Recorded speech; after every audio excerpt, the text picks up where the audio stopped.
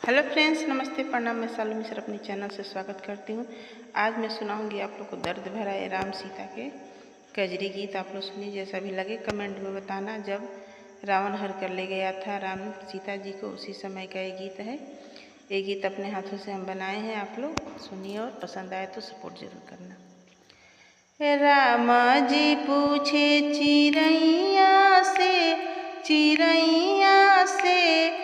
कहाँ गईली सीता मड़ैया से।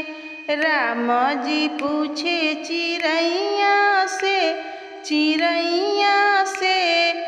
कहाँ गईली सीता मड़ैया से।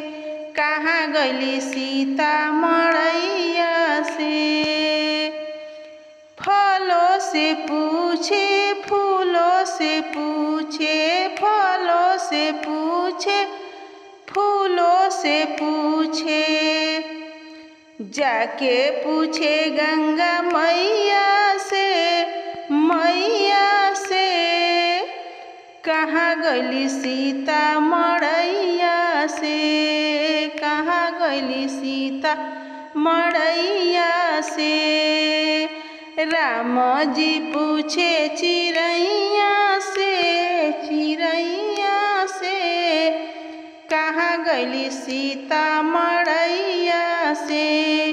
कहाँ गईली सीता मड़ैया से। संपत्ति से पूछे, जटायु से पूछे, संपत्ति से पूछे, जटायु से पूछे, जाके पूछे गंगा मैया से कहाँ गईली सीता मड़ैया से। कहाँ गईली सीता मड़ैया से। राम जी पूछे चिड़ैया से कहाँ गईली सीता मड़ैया से। कहाँ गईली सीता मड़ैया से।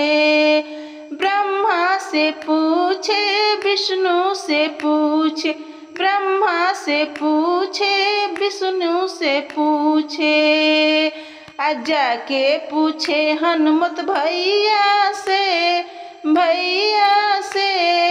कहाँ गईली सीता मड़ैया से।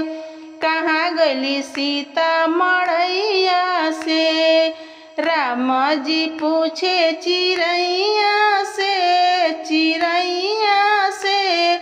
कहाँ गईली सीता मड़ैया से।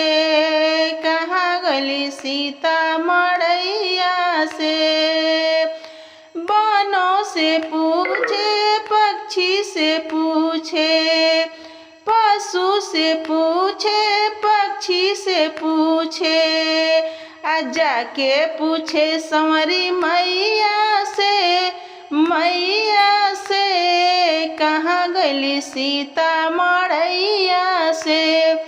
कहाँ गईली सीता मड़ैया से। राम जी पूछे चिड़ैया